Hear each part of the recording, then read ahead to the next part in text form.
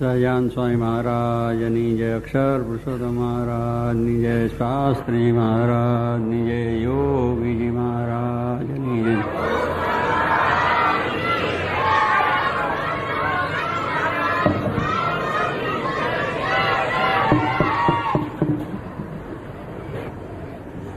ભગવાનની દયાથી આપણા તકે તક આપણને મળી છે કે ભગવાન શ્રીજી માનો અવતાર છે અને એવા યોગીજી મહારાજ જેવા સંત મળ્યા છે અને આવો સત્સંગ આપણને થયો છે. તો પણ જો મારે કે સત્સંગ છે પણ જો કુસંગ થઈ જાય તો પછી એ સત્સંગ રહે નહીં. કારણ કે આપણે સ્વાભાવિક રીતે આ લોકની અંદર એવી વસ્તુઓ છે કે એના જોગમાં જતું રહેવાય છે. એટલે કુસંગ ક્યારેય કરવો નહીં. એટલે શું, કુસંગની અંદર આપણે વ્યસનો થઈ જાય, વળી બીજી રીતનું આપણું આચરણ થઈ જાય. ત્યારે કુસંગ માણસો છે એની જોડે રહેવાથી, બેસવાથી, સહેવાસથી આ બધું આપણને, આવો સત્સંગ છે છતાં પણ એમાંથી આવું થઈ જાય. જરાક આપણે ગાફલાઈ રહીએ તો આપણે મુશ્કેલી આવે છે. એમ સત્સંગ આપણો દૃઢ હોય તો પણ જો ગાફલાઈ થઈ જાય તો એમાંથી સત્સંગમાંથી પડી જવાય છે. અને સત્સંગ આપણો જતો રહે છે. એવું ઘણી રીતે આપણો માનનો સ્વભાવ હોય, લોભનો સ્વભાવ હોય, ક્રોધનો સ્વભાવ હોય, આવો રસાસ્વાદનો સ્વભાવ હોય, આવા બધા ઘણા સ્વભાવને લઈને પણ આપણે એ પણ એક કુસંગ થઈ જાય છે. સ્વભાવ પણ એક કુસંગ જ છે. તો અહીં એક વાતમાં કહ્યું કે આ દેહ પણ એક કુસંગ છે આપણો. એટલે ભગવાન ના ભજવા દે કુસંગ. ભગવાનને માર્ગેથી પાડે, ધર્મ નિયમનેથી પાડે, આજ્ઞા ઉપાસનામાંથી પાડે તો એ કુસંગ જ છે. એટલે આ દેહ પણ આપણો કુસંગ. કેટલી વખત આપણે આ કરવું હોય તો પણ થાકી ગયા છે, ફલાણું છે એમ કરીને મોડું પડી જાય. સત્સંગમાં આવવું હોય, જવું હોય તો પણ. એટલે દેહ પણ આપણને ભગવાન ભજવા દેતો નથી. ઇન્દ્રિયો, અંતસ્કરણ પણ સ્વાય કે કુસંગી છે. આપણે ઇન્દ્રિયો છે એ પણ કુસંગી છે. લો, દર્શન કરવા જવું હોય, દર્શન સારા થતા હોય તો એ પછી બીજા વિચારમાં, બીજી તરફ આપણી દ્રષ્ટિ જતી રહે તો એ પણ કુસંગ છે. કારણ બધા માયિક છે ને, આ ઇન્દ્રિયો, અંતસ્કરણ આ બધા માયિક વસ્તુ છે. એટલે સ્વાભાવિક જ એ આપણને કુસંગ તરફ લઈ જાય. સહેજ કંઈક જોગ થઈ જાય, કંઈક એવો પ્રસંગ બની જાય અને કંઈ કથા સાંભળતા હોય તો પણ બીજી વાતો કંઈક ચાલતી હોય તો એમાં કાન ચાલ્યો જાય. એટલે એવી વસ્તુ થઈ જાય છે. ખાવા પીવામાં પણ આપણે બહાર વૃત્તિ થઈ જાય છે. એટલે એને લઈને સ્વામી કહે છે કે આપણે આવી વસ્તુ મળી છે ત્યાં લગી છે. એટલે આપણે સત્સંગની અંદર સ્વામી કે કોઈ પ્રકારનો કુસંગ કરવો નહીં, થવા દેવો પણ નહીં. તો આપણે હંમેશા સુખ ને શાંતિ રહે છે. કે આપણી મહત્તા અને આપણે જે કંઈ પ્રાપ્તિ થઈ છે એને માટે છે. એટલે આપણે જેમ કહ્યું છે કે મોલનું બળ ત્યાં લગી. મોલ એટલે જે ખેતીઓ આવે છે, ખેતરમાં લોકો વાવે ને, મોલ જે સારા થાય, કપાસ વાવ્યો હોય, મગફળી વાવી હોય, બીજું જે કંઈ વાવેલું હોય એ મોલ આમ સારો લાગે ખરેખર. પણ સ્વામી કે જ્યાં લગીને ખડમાં ખાવાનું નથી. ખડ એટલે એની બાજુ જો ખડ ઉગી જાય તે મોલ ઘણો સારો હોય, પણ જો ખડ એમાંથી કાઢી ના નાખીએ તો એ મોલ ગમે એટલો સારો હોય તો શું કહી જાય, અગર એ વધી ના શકે. પેલા બાજીનું જે ખડ છે એ બધું એનું તત્વ ખેંચી લે. એટલે જે છોડને મળવું જોઈએ એને છોડને બદલે પેલું બધું ખડ નકામું છે એ એનો લઈ જાય બધું. એટલે મોલ સારો છે પણ ક્યાં લગીને કે જ્યાં સુધી એને આ આજુબાજુ ખડ ન થયું ત્યાં સુધી. પણ જો એ ખડ થઈ જાય તો એ મોલ પાછો નકામો થાય. એમાં કંઈ આપણને પાક આવે નહીં અને પ્રાપ્તિ પણ થાય નહીં. એમ સ્વામી આપણને અહીંયા કહે છે કે તેમ આપણે જે ભગવાનના ભક્ત છે એનું બળ પણ ક્યાં લગીન છે કે જ્યાં લગીન નથી આવ્યા વિમુખની બળજમાં. એટલે વિમુખ જે માણસો છે એના જોગમાં નથી આવ્યા ત્યાં સુધી આપણું બળ છે. પણ જો વિમુખના જોગમાં આવી ગયા તો સ્વામી કહે છે આપણે આ બધું ચાલ્યું જાય. ધર્મ ચાલ્યો જાય, ભક્તિ ચાલી જાય, સેવા છે, મહિમા છે, આ બધું ચાલ્યું જાય. અને આવું કુસંગને માર્ગે કેટલાય માણસો કુસંગી થઈ ગયા. આપણે જાણે જરા કુસંગ કર્યો અને માર્ગે ચાલ્યા તો પછી સત્સંગ બધો મૂકાઈ ગયો. એટલા માટે કહ્યું કે કરત કુસંગને ચહત કુશળ એહી બડો અફસોસ, મહિમા ઘટો સમુદ્રનો કે રાવણ વશો પડોશ. કે આ પ્રમાણે રાવણ એ લંકામાં રહેતો અને લંકાની આજુબાજુ બધો દરિયો જ એ બેટ છે એનો. હવે એટલો બધો સમુદ્રનો મહિમા કે સમુદ્ર અગાધ, અને એની અંદર આપણે પાળ બાંધવી એ તો થઈ શકે જ નહીં. એની અંદર પાળ બાંધવું નહીં એ તો શક્ય જ ના બને. ત્યારે એનો મહિમા ઘટાડ્યો કોને? કે રાવણે. પાડોશમાં રહ્યો, એને બાજુમાં જ પાડોશ, એટલે બે બેટની અંદર એટલે રાવણ.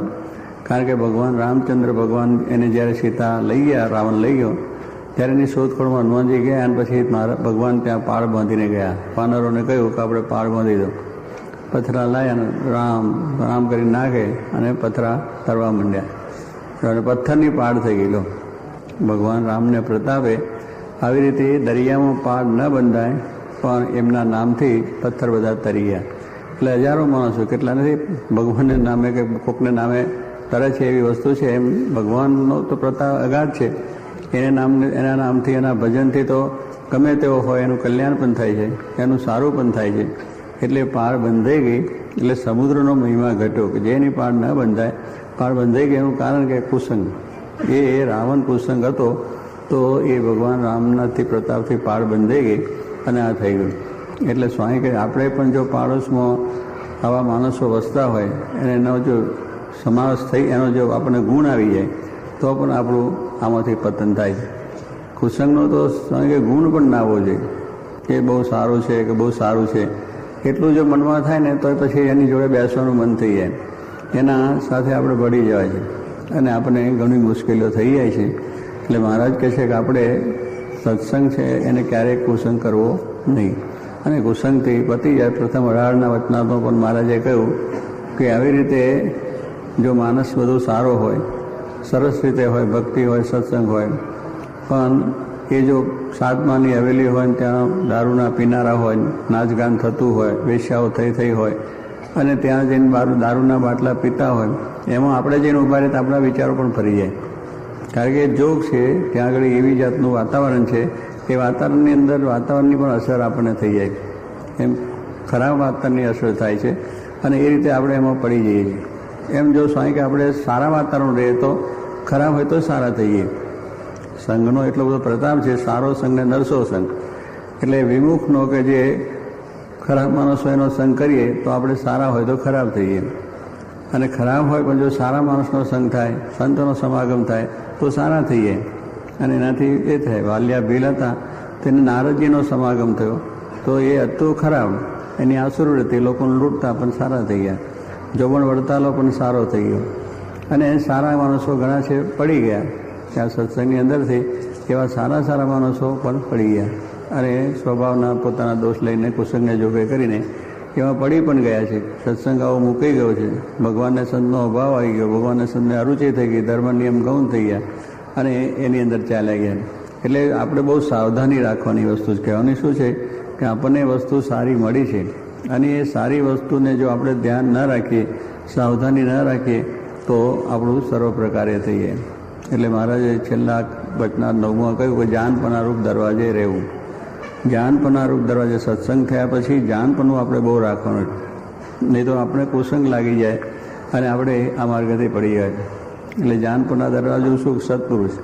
એને આપણે એમનાથી જે જાનપણું આપણે મળ્યું છે એ બરાબર જો એમના વિશે આપણે આ પ્રમાણે દિવ્ય ભાવ રાખીને એમના આદેશ મુજબ રહીએ તો આપણને અંદર ચોર ચકાર પેસી ના જાય. દરવાજે આપણે દરવાની રાખીએ છીએ કે શું અંદર માણસ આવી ના જાય અને કંઈ વસ્તુ લઈ ના જાય, એટલે એને સાવધાની રાખવી પડે.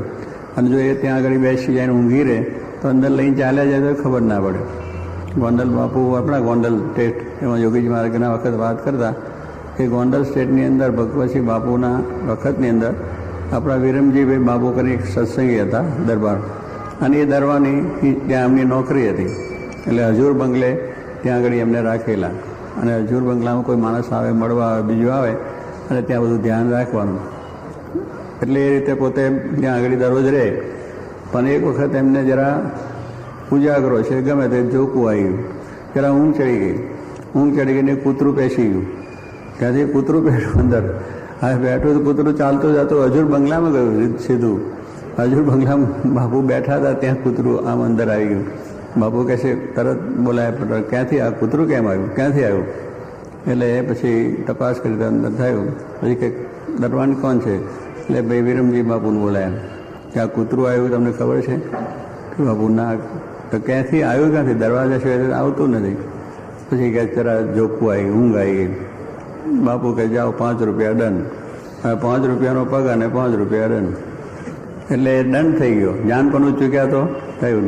આ તો પછી શું કે બાપુને તો એવું હતું કે કોઈ પણ કોઈનો ગુનો થાય ને તો એનો દંડ જ કરે, એને જેલમાં ન નાખે. બહુ બુદ્ધિશાળી રાજા. જેલમાં નાખે ખાવાનું આપવું પડે અને નકામો પૈસો સ્ટેટનો જાય, એટલે દંડ કરે. એટલે પછી ફરી વાર એને ના આવતું. બાપુ એવી રીતે કરતા, એટલે નાનું મોટું દંડ કરી નાખે. એટલે કહેવાનું શું, જો જાન પરનું જરૂરત ચૂક્યા તો નોકરીમાંથી ડિસમિસ પણ કરી નાખે અને રજાએ પણ આપી દે કે જાઓ નોકરીમાંથી ડિસમિસ.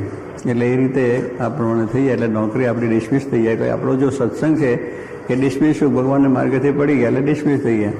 પછી આપણને જો ફરી થાય નહીં અને કાર્ય થાય નહીં. એટલે સ્વામી કે આપણે પણ એવા જાન પરનું રાખવું કે દરવાજે રહેવું કે મહારાજને અખંડ ભજન કીર્તન કરતા, તો પછી આપણને બીજો કુસંગ લાગવાનું ના થાય, વિચાર પણ ના આવે અને અખંડ ભગવાનનું ભજન થઈ જાય અને સુખ્યા રહેવાનું. માટે સ્વામી કહે છે આ લોકમાં પોતાનું સુધારતા કોઈને આવડતું નથી. આ લોકની અંદર એવું છે કે આપણું સુધારવું, બીજાનું સુધાર્યા. આ બધાને અત્યારે છે ને બીજાનું સુધારી વાત કરે કે આમ કરવું ને તે કરવું ને ફલાણું કરવું, તો પોતે કોરો ધાકોડ હોય. પોતે આપણે પહેલાં સુધરીએ ને તો બીજા સુધરે. આ દુનિયાનો રિવાજ એવો છે કે આપણે જો બરાબર સુધરીએ તો બધા સુધર્યા, પણ આપણે સુધર્યા ના હોય ને બીજાને સુધારવા જઈએ તો કોઈ વાર સુધરે નહીં. આજે બધા એવું રીતે નીકળ્યા છે કે અમે સેવા કરવા નીકળ્યા છે, તો પહેલી પોતાના દેહની કુટુંબની સેવા કરવાની, પછી બીજાની વાત. હવે એ દાડો કોઈ દાડો સુધરે ખરું? ના સુધરે કોઈ દિવસ. એટલે પહેલું સ્વામી કહે છે પોતાનું જીવન શુદ્ધ બનાવવું જોઈએ અને પોતે પવિત્ર જીવન જીવવું જોઈએ, તો પછી એની અસર બધાને થાય, એ તો ના થાય. ગાંધીજી પોતે નીકળ્યા તો ગાંધીજી પોતે એવો પોતે સંપૂર્ણ ત્યાગ કર્યો, પોતાનો ઘર, કુટુંબ, પરિવાર, બીજું દેશને માટે. તો આખા દેશ એની પડખે આવી ગયો અને 150 વર્ષના પાયા નાખેલા અંગ્રેજો ચાલ્યા ગયા. કારણ કે એને પોતે સંપૂર્ણ ત્યાગ કર્યો અને દેશને માટે બધું સમર્પણ કરી દીધું, કાંઈ વસ્તુ નહીં લ્યો. અને ઓછામાં ઓછો પોતાનો ખર્ચો, કે વધારે ખર્ચો ના થાય, અને એ પ્રમાણે જીવન જીવતા. પોટડી પણ ટૂંકી હતી, શરીરમાં લુગડું પહેરતા નહોતા, એવી રીતે ચાલતા. એટલે કહેવાનું શું છે કે એને જો એની સમર્પણ ભાવના અને પોતે હતા તો દેશની અંદર બધા તૈયાર થઈ ગયા, દેશની ભાવના જાગૃત થઈ ગઈ. હવે આજે બધા કહે છે કે આપણે એકતા કરો, પણ ક્યાં નહીં કરો એકતા? બૈરા છોકરાની એકતા ચાલે છે, એમાં કંઈ વાંધો નથી આવતો. અને બધાને વાતો કરવા જાય કે આપણે એકતા કરો, એક કરો. પણ તમે બધા એક થાવ તો જ પહેલી વાત છે કે પહેલાં પોતે એક થઈએ તો આપણે બીજાને વાત કરી શકીએ. જોગી મહારાજનું જીવન જો શુદ્ધ ને પવિત્ર હતું તો એમને આપણને કહ્યું કે આ સંસાર ખોટો છે, આ જગત ખોટું છે અને ભગવાન ભજવા છે, તો એમની વાત આપણને સહેજે મનાય. એમનું જેવું જીવન હોય એવું આપણામાં અસર થઈ જાય. એટલે સ્વામી કહે છે કે મહારાજે સંતોને કહ્યું, સંતો કે અમે મહારાજ ગામડે જઈએ અને ત્યાં આગળ અમે બહુ ભણેલા તો છે નહીં, લોકો પાસે શાસ્ત્ર બીજું તેવી વાતો કરીએ, એમાં કદાચ અમે ન સમજ એમની સાથે ન રહી ટકી શકીએ અને એવું થાય તો શું કરવું? મારે કે તમારે કંઈ કરવાનું નથી. તમારે તો મેં કહ્યું એ પ્રમાણે ધર્મશ્રીનો ત્યાગ રાખી ધર્મનીમાં રહી અને સ્વામિનારાયણ ભગવાન છે એ વાતો કરજો. તમારું વર્તન વાતો કરશે. તમે જે તમારી સાધુતા છે, વિવેક છે, વિનય, નમ્રતા છે, ધર્મ નિયમ છે અને સાધુતા બરાબર રાખશો તો તમારે બોલવું જ નહીં પડે. તમારે વગર બોલે સત્સંગ થશે. કહો આવા સાધુ ક્યાંય ન મળે, એવો એમને ભાવ આવી જશે અને અમારે છે એમની શ્રદ્ધા થશે. એટલે શ્રીજી મહારાજ કે તમારું વર્તન વાતો કરશે. અને આપણે જોયું છે કે શ્રીજી મહારાજે સંતો 500ને કહ્યું તો એ સંતો ગામો ગામ ફર્યા, ત્યાં આગળ ઘણી જાતની મુશ્કેલી થઈ, અડચણો થઈ, એની અંદર એમને મહારાજનું ભજન જ કર્યું. કોઈ મારે તાળન કરે, તિરસ્કાર કરે તો સ્વામિનારાયણ સ્વામિનારાયણ કરે, બીજું કંઈ બોલવાનું નહીં. અને કોઈ પ્રકારનું બીજું કંઈ નહીં, ત્યાંથી જે ભિક્ષા મળે એથી નિર્વાહ ચલાવી લે, જ્યાં રહેવાનું મળે રહી લે. કોઈ પ્રકારનો આગ્રહ દુરાગ્રહ કે આવું જોઈએ, કે આ જોઈએ, ફલાણું જોઈએ, ઢીકણું જોઈએ, તો કોઈને દુઃખ થાય નહીં. સહેજે થાય કે આમાં સાધુ ક્યાંય નથી. અને એટલા જ માટે આ પ્રમાણે એ સંતોના વર્તનથી આ સત્સંગ થયો. એમ સ્વામી કહે જો આપણું વર્તન હશે તો બીજાને પણ સારો ગુણ આવશે, આપણને પણ શાંતિ રહેશે. એટલે સ્વામી કહે છે પહેલું તો આપણે આપણું સુધારવાનું છે. બધાને સુધારવા જતાં આપણું રહી જાય, આપણે બીજાનું કરવા જતાં આપણું રહી જાય છે. એ પણ વિચારવાનું છે ને કે બીજાને કરવા જઈએ સુધારવાની વાત કરે કે તમે આમ કરો ને તેમ કરો, પણ આપણામાં સ્વભાવ છે, દોષો છે, અવગુણો છે, એ પહેલાં ટાળીએ તો પછી બીજાના એની મેં ભગવાન ટાળશે જ, આપણું સારું જોઈને જ. પણ આ તો કહેવાનું છું કે દરેકને આપણે એવું ઈચ્છા છે કે આપણે ફલાણાને સુધારી દઈને આમ કરીને તેમ કરીએ. એટલે આપણે સ્વામીએ પણ વાતમાં કર્યું છે, મહારાજે વચનામૃતમાં કહ્યું છે કે બીજાના અવગુણ જોવા નહીં, પહેલાં આપણા અવગુણ જોવાના, આપણે સુધરવું, અને એનો બીજામાં હોય એ જોવાની, અને એમાં જે સારા છે ગુણ એ આપણે ગ્રહણ કરવા, અને આપણામાં જે ખરાબ ગુણો છે એને ટાળવા પ્રયત્ન કરો. તો શું આ દ્રષ્ટિ હોય તો પછી આપણે કંઈ વાંધો આવે નહીં. એટલે પહેલું આપણે પોતાનું જીવન છે, વર્તન છે, આપણો સત્સંગ છે, એને બરોબર રીતે દ્રઢ કરવો, અને પછી બીજાને જો વાત કરશો તો સત્સંગ એની વાતો રહે. એટલે વર્તન વાતો કરીને આપણો સત્સંગ છે એ ધર્મ નિયમનો વર્તનનો છે. શાસ્ત્રીમાં યોગીજી મહારાજ બે જે આ સત્સંગમાં આ મોટો મંદિરોનો સત્સંગ વધ્યો છે એનું કારણ શું? એમની સાધુતા, એમના નિયમ ધર્મ, એમનો પ્રેમ, એને લઈને આ બધાને આપણે સત્સંગ થયો છે. એમાં જો આજના યુવાનો છે એ કંઈ આ મારા કે ચાલે એમ છે, આવે છે, પણ જોગી મને પ્રેમ ને સાધુતા અને જીવન વર્તન, તેમાંથી આવા બનેલા ગણેલા વિદ્વાન કોલેજિયન છોકરાઓ આકર્ષે. એનું કારણ શું છે કે સ્વામીનું એવું જીવન હતું ને કે આ તો આ માર્ગે ચાલે ને, આમાં ધર્મમાં શ્રદ્ધા ન હોય ને, સંતોનો પછી પ્રેમ એ ન હોય ને, મંદિરમાં જવાનું ન હોય ને, કશું ના હોય. દુનિયા માલવાની છે અત્યારે, સારામાં સારું એ માલી લે ને. પણ એનું કારણ શું હતું? જોગી મહારાજ એવા સંત હતા તો એમાં આ રીતે થયું છે.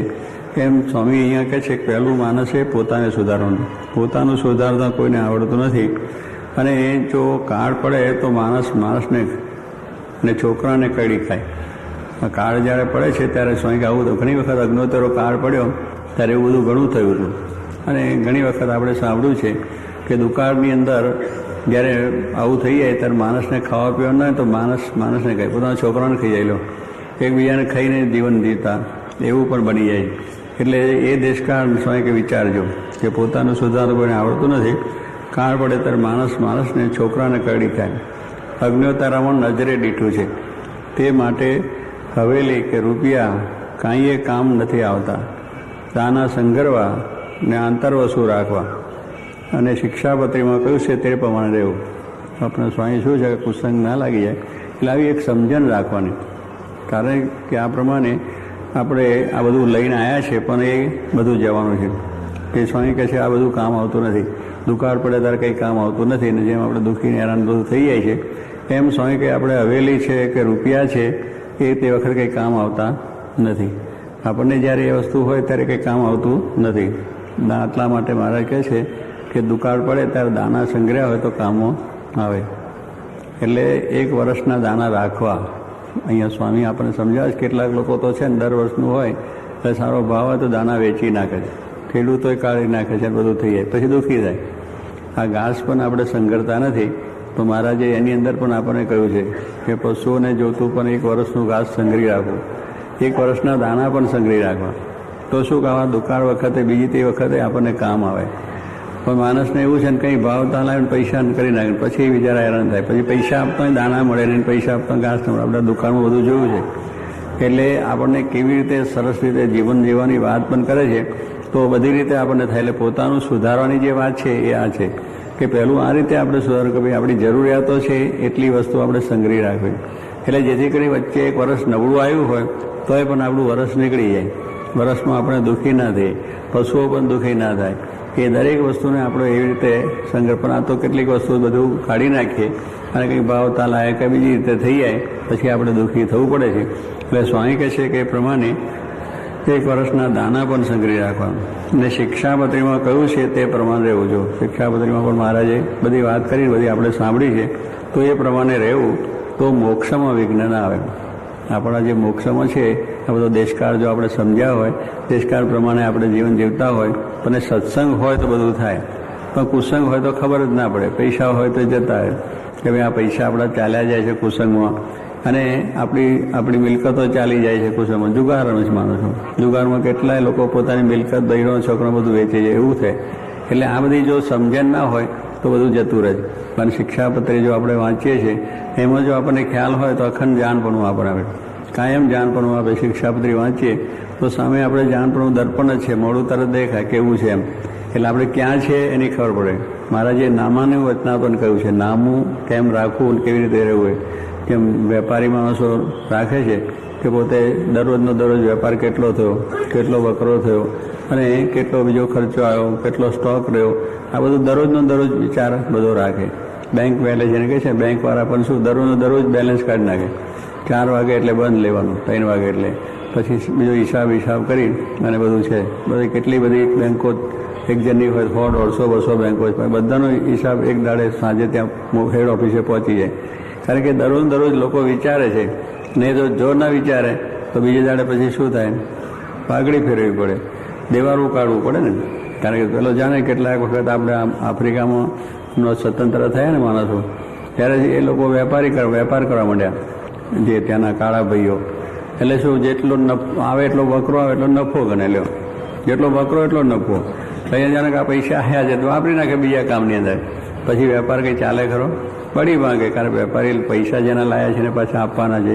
જેની પાસે માલ એને આવ્યા છે, વ્યાજે લીધું હોય, લોનો લીધી હોય કે જે કંઈક કોઈના વ્યાજે લીધા હોય એ આપવાના છે.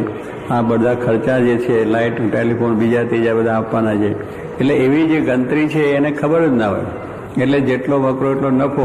એટલે પછી શું થાય, એ લઈ જાય. પણ મારે કે નામું જો રાખતો હોય તો વકરો એટલો નફો નથી, પણ બધો ખર્ચો કાઢતા જે વધ્યો એ નફો.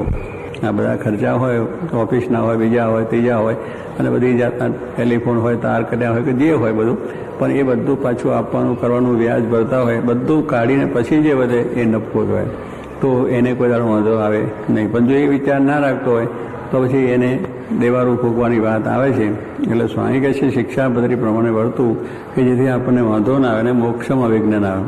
એમ સત્સંગનું નામું કહ્યું કે મારે કે આ નામું છે. એમ આપણે સત્સંગમાં આવ્યા ત્યારે કેટલા વધ્યા, કેટલા ઘટ્યા. હવે એ જો વિચાર કરીએ તો આપણે સુધર્યા કેટલા બગડ્યાની ખબર પડે ને. પોતાનું સુધારવાની જે વાત છે એ દરરોજ જોવાની વાત છે. તો દરરોજ જોયા રહીએ તો પછી આપણે એમાં કેટલા દોષ ટળ્યા, કેટલા સ્વભાવ ટળ્યા અને કેટલા અવગુણ ટળ્યા છે એ આપણને ખબર પડે ને. સત્સંગમાં કેટલા આપણે વધ્યા, કેટલી ભક્તિ વધી, ધર્મ વધ્યો, મહિમા વધ્યો સત્સંગની અંદર. આપણને આ બધું એ બધાની કેટલા વધ્યા છે એ દરરોજ સ્વામી કે આપણે નામું રાખવું છે. તો પછી આપણે ધીરે ધીરે આગળ વધાય.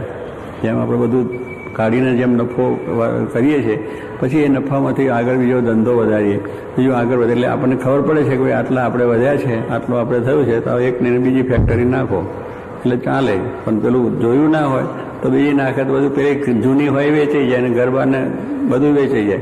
ત્યારે સ્વામી કે સત્સંગની અંદર જ્યારે આવ્યા છે, સત્સંગ આવો મળ્યો છે, તેમાં આપણે તો કુસંગ ના થાય. આપણે કેટલા વધ્યા છે પણ જોવાનું છે. એટલે એ પ્રમાણે જો પોતાનું સુધારતા માણસને આવડે તો બધું સુધરેલું છે. તે શિક્ષાપત્રી છે કે આપણે મહારાજે જે વાત કરી છે કે જોગી મહારાજ જેવા સંત મળ્યા છે એને જે વાત આપી છે એમાં આપણે આગળ વધવાનું છે. એટલે સત્સંગમાં દરરોજને દરરોજ વિચાર આપણે કરવાનો છે કે સત્સંગમાં આવીને આપણે કેટલા વધ્યા એ નામું રાખવાનું.